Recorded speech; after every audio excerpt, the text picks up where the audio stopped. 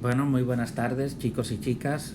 Vamos a continuar con la clase que quedó pendiente para finalizar ya el semestre y completar el calendario académico. El tema que falta trata acerca de la traqueotomía. ¿Ok? Eso es un tema muy importante, aunque será breve, pero muy importante. ¿Ok? Bueno, pues, ¿qué es la traqueotomía? Esto no es más que un procedimiento quirúrgico que consiste en la realización de una apertura de la pared anterior de la tráquea. ¿Para qué? Para establecer una vía aérea segura cuando ésta se ha obstruido. ¿Ok? Aquí tenemos una imagen en el primer dibujo de una traqueotomía normal, que no se debe de confundir con esta, que es una traqueostomía, que no es más que la colocación de la tráquea, obviamente de manera quirúrgica, a la piel del cuello. Eso, cuando realizamos este tipo de procedimiento, ven que el dibujo es muy distinto al de este lado. Eso es cuando realizamos fundamentalmente una laringectomía, en la que la laringe que va aquí es extirpada normalmente por un cáncer bien avanzado, y entonces la tráquea la colocamos pegadita aquí de la piel, ¿ok? O sea que son dos conceptos diferentes. La traqueotomía, que es la que voy a hablar, y la traqueostomía, que es la que utilizamos normalmente en pacientes laringectomizados, ¿ok? Entonces, vamos a hacer un rápido recuerdo anatómico muy lógico y muy básico que todos sabemos, pero es importante para conocer las indicaciones, para estar edificados. Como es lógico, el aire entra o por la nariz o por la boca, ¿ok? Desde ahí el aire llega a la orofaringe y luego va la mayor parte hacia la laringe, y de la laringe a la tráquea, de la tráquea a los bronquios y de los bronquios a los pulmones, ¿ok? Tomando en cuenta este concepto, es obvio que si un paciente, aunque tenga un tumor grande en la fosa nasal en el fondo, no va a haber necesidad de una traqueotomía porque el paciente respira por la cavidad oral. ¿Dónde que vamos a vernos en la necesidad de hacer una traqueotomía? Bueno, cuando hay un tumor y otras indicaciones que veremos en la siguiente diapositiva, que impida que entre el aire, ya sea a nivel de la orofaringe, como es el caso de la base de la lengua o la orofaringe, o un tumor laringio, ¿ok? Y obviamente otras indicaciones que vamos a ver en un momentito, ¿ok? Fíjense aquí como en este dibujo vemos que la laringe está conservada. Ese labiecito que ustedes ven ahí constituye un dibujo de las cuerdas vocales, y este segmento ya sería la tráquea, ¿ok? Y ahí es que han colocado la traqueotomía. Entonces vamos a ver cuáles son sus indicaciones. Pueden hacerle una captura de pantalla a ese segmento que ven ahí, donde ahí le dice las principales indicaciones, ¿ok? Dentro de ellas tenemos que una indicación principal es cuando hay una obstrucción aguda de la vía respiratoria superior, aguda o crónica, ¿no? Y de eso vamos a hablar en detalle en la siguiente diapositiva. La segunda, que quizás está descrita ahí como segunda, pero hoy en día constituye la primera indicación, y constituye lo que es una intubación prolongada, ¿ok? Me explico mejor. Hay pacientes que por múltiples motivos llegan a una emergencia y necesitan un cuidado intensivo, en una unidad de cuidado intensivo, obviamente, ¿ok? Muchas veces por un ictus masivo, un aneurisma roto, un trauma cráneoencefálico, el COVID, por ejemplo, cuando estaba en su buena. O sea, hay muchas causas que pueden provocar que una persona termine en una unidad de cuidado intensivo. Bueno, pues muchas veces el paciente, el especialista de la UCI, ya prevé que el paciente va a durar más de una semana intubado. Bueno, pues cuando es así, se recomienda realizar una traqueotomía en vez de mantener el paciente con una intubación prolongada. ¿Por qué? Porque aumenta el riesgo de complicaciones, aumenta el riesgo de estenosis, o sea, de que se le formen cicatrices en las cuerdas vocales o en la tráquea, y también hace que sea más difícil salir de ese cuadro. Entonces, hoy en día se considera, y esta la intervención, la causa más frecuente de la realización de una traqueotomía. La traqueotomía se puede hacer de manera percutánea. De hecho, ya hoy en día los médicos especialistas de la UCI la pueden hacer.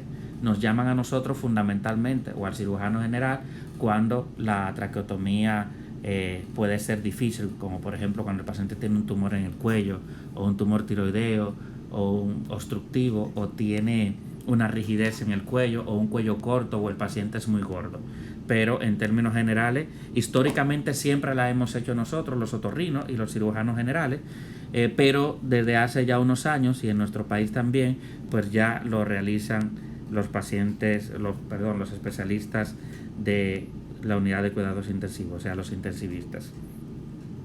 También hacer una traqueotomía nos permite limpiar adecuadamente el árbol traqueobronquial. Hay pacientes que no pueden manejar secreciones cuando están intubados o fuera de ella, y entonces la traqueotomía constituye una solución para hacer la limpieza de manera directa por parte nuestra. También se utiliza como profilaxis, ¿ok? Hay pacientes que requieren una cirugía maxilofacial grande, por ejemplo, cirugías donde hay que hacer reconstrucciones mandibulares o reconstrucciones de la lengua. Entonces, aunque el paciente no tiene la vía obstruida, de manera profiláctica los cirujanos maxilofaciales lo hacen en estos casos para evitar una posible complicación posoperatoria inmediata. ¿Ok? Porque esas cirugías maxilofaciales grandes provocan mucho edema de toda la zona que le pueden obstruir de manera aguda la vía respiratoria cuando ellos se van a casa.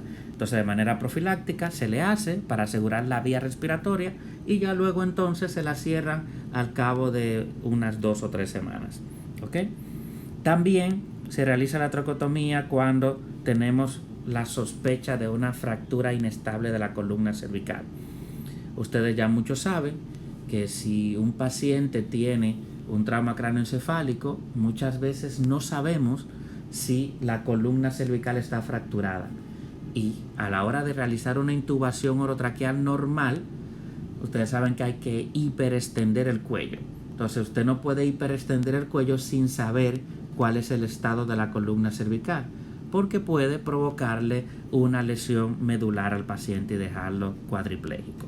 ¿Ok? Por tanto, si usted no está seguro de eso, pues es recomendable hacer la traqueotomía antes de movilizar el cuello sin saber. Ya un caso menos frecuente de realización de traqueotomía es cuando un paciente tiene una apnea de sueño severa, en la que el paciente tiene una obstrucción de la nariz y de la garganta y un sobrepeso marcado, y bueno, le está trayendo serios problemas a ese paciente, pues la solución última sería la realización de una traqueotomía. Pero volviendo a la primera, dentro de esa primera indicación que ven en la diapositiva, hay varias, por eso la pongo en una diapositiva distinta. Miren, antes de entrar ahí, como vemos aquí diversas estenosis de la laringe, eso es una estenosis subglótica, fíjense cómo las cuerdas vocales están bien, pero abajo, fíjense que solamente tenemos un hoyito, eso es una estenosis de la glotis, ¿ok? Subglótica, perdón. Esta es una estenosis glótica, en la que las dos cuerdas vocales están prácticamente pegadas. Lo mismo pasa de este lado, donde el paciente solamente tiene un pequeño orificio por donde respira. Si seguimos con los otros casos, tenemos en esta imagen una laringe que presenta un tumor. ¿Ok? Un tumor que solamente le está dejando un pequeño espacio para respirar.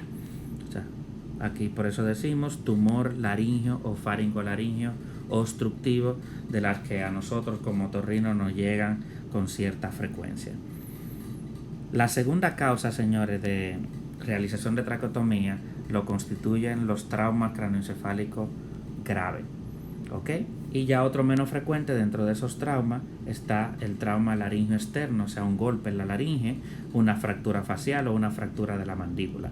Pero de todo ese tipo de trauma, el trauma craneofacial es el más frecuente de todos. Lo verán mucho cuando estén en hospitales donde se atienden trauma, como en el Darío Contreras, que es el clásico de nuestro país. Otra causa es el edema laringeo intenso. ¿Cuáles son las causas más frecuentes?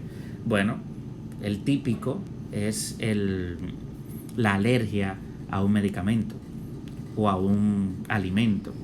¿Ok? O sea, una persona que es alérgica a la aspirina o a la penicilina, pues te puede hacer una reacción, no solamente a que se le hinchen los ojos y que le salgan bolitas en la piel, como dice la gente, que se le obstruye la vía respiratoria. Y eso es el edema de glotis, que le puede provocar eso llevándolo a la muerte. Ustedes verán a lo largo de su historial médico, de su práctica clínica cuando se gradúen, que muchos pacientes han fallecido por eso, porque muchas veces no han sabido que son alérgicos a cierto tipo de medicamentos o alimentos. De hecho, ya yo he conocido 2 personas que han muerto, o sea, conocidos, relativamente lejanos, no tan conocidos, que han muerto por una reacción a un camarón, a un marisco, ¿okay? Que no sabían que lo eran, y otros que se han atrevido, aún sabiendo que son alérgicos a los mariscos, y hacen un edema de laringio que no le da tiempo a llegar a la emergencia, ¿okay? Y bueno, si tienen la oportunidad o la suerte de hacerlo, pues una de las indicaciones es la traqueotomía. Se intenta primero poniendo antialérgicos, poniendo corticoides, poniendo adrenalina, si lo tiene disponible, pero no siempre está disponible. Pero siempre y cuando el paciente llegue a una emergencia, es muy probable que se salve, ¿ok? Por eso siempre a los pacientes hay que preguntarle si son alérgicos o no, ¿ok? La otra causa son las parálisis bilaterales de la cuerda vocal, pero no cualquier parálisis, sino la parálisis en aducción, que ya lo hablamos en el último tema de la clase, ¿no? Son las cuerdas vocales cuando se quedan pegadas, ¿ok? Por tanto, no pasa el aire, por tanto hay que hacerle una traqueotomía urgente, como suele pasar en la tiroidectomía, ¿ok? Que es una iatrogenia la mayoría de las veces. Ya esta parte la habíamos mencionado antes, que es una gran destrucción tisular maxilofacial, ya sea por un trauma o por una cirugía, ¿ok? Las estenosis laringea, que fueron las imágenes que vieron anteriormente. Y por último, los cuerpos extraños faringolaringeo obstructivos. Eso es fundamentalmente en niños, que lo vemos lamentablemente, que se atragantan, se toman una bolita, inclusive hasta una uva puede provocar al niño una asfixia, donde la uva se queda atrapada entre las cuerdas vocales. Por eso recomendamos que a los niños pequeños, menores de 4 años, tengan cuidado con ese tipo de alimentos que tienen forma de bolita, que le pueden obstruir la vía respiratoria.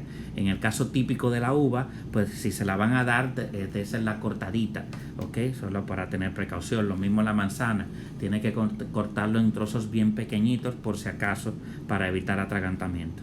No obstante, todos sabemos que son accidentes y muchas veces los niños se toman algo, ingieren algo que le provoca una obstrucción respiratoria. La traqueotomía tiene una serie de complicaciones. Yo les sugiero a ustedes que cuando ustedes estén en una clínica u hospital y hayan operado a alguien de una traqueotomía por cualquier motivo, esté pendiente de las complicaciones que suelen aparecer de manera inmediata, algunas que son muy importantes. Una de ellas puede ser la hemorragia posoperatoria. Eso ocurre en cualquier procedimiento. El problema es que aquí esa sangre puede ir a la vía respiratoria y provocarle una asfixia al paciente. Hay otro que es un enfisema subcutáneo. O sea, la tráquea se va a la piel, ¿no? En muchas ocasiones, y entonces se escapa aire, y ese aire se escapa por debajo de la piel y el paciente se le hincha el cuello, ¿ok? Pero lo más importante, señores, es saber cuidar la cánula, y por eso yo les he enviado a ustedes a través del aula virtual no solamente un documento que explica esos cuidados, sino también unos enlaces de video para que sepan cómo actuar ante una emergencia, ¿ok? Porque muchas veces esa cánula se tapa por un simple moco o un simple coágulo, y eso es muy fácil de resolver normalmente. Lo malo de eso es que si usted no lo sabe resolver, no dará tiempo para que llegue el especialista, y esa es la razón por la que deben de aprender eso, y por eso se lo he mandado en un pequeño documento corto y en un video para que sepan cómo es. Aquí yo se lo voy a explicar en breve cuando le enseñe las cánulas en un momentito, ¿ok? Hay una serie de complicaciones. Si un paciente tiene una cánula aquí, no va a poder hablar en esos primeros días. Ya luego, cuando la cosa esté más estable, o sea, el motivo por el que le hayan puesto la traqueotomía haya mejorado, pues hay una serie de elementos que hacemos, de cosas, para que el paciente pueda hablar con la cánula. Todo depende del problema que haya originado la colocación de esa cánula de traqueotomía, porque habrán pacientes que podrán hablar, otros que no podrán hablar. Eso depende de una serie de factores, ¿ok? Welcome to the University of Bueno, When a tracheostomy tube is introduced, the functions of the airway can be dramatically changed. Miren, ese es un Some pequeño video, tracheostomy yo creo que se tubes lo he have a mandado cuff también al to aula assure virtual that para que lo all air tengan moves in disponible. and Fíjense out cómo la through the cánula de tracheostomy traqueotomía, tube during suele mechanical tener un balón. ventilation. Cuando uno la coloca inmediatamente, Proper cuff hay un inflation balón should be que maintained at evita all que el times. líquido, Overinflation la of the cuff hemorragia, can ya cause sea many sangre o comida, complications, including necrosis and trauma to the delicate tracheal tissues, as well as esophageal impingement with possible swallowing difficulty and reflux. Proper cuff inflation is best achieved by measuring the pressure in the cuff with a manometer. Even with proper cuff inflation, complications arise when airflow bypasses the upper airway, mouth, and nose. Normal sensation and airway pressures are lost. As a result, tracheostomized patients have diminished or absent functions of the aerodigestive tract. Absence of airflow through the vocal folds leaves patients without the ability to speak, causing significant frustration, anxiety, and distress. For children, losing the ability to use their voice during the critical early years of development can lead to significant speech and language delays. Patients with tracheostomies also have reduced senses of smell and taste, which can lead to poor appetite and compromise nutritional status, sometimes requiring supplemental feeding through a nasogastric or PEG tube. In addition, many of these patients have difficulty swallowing. Miren, tenemos varios tipos de cánulas. Hay cánulas que son de metal, como esta, ¿ok?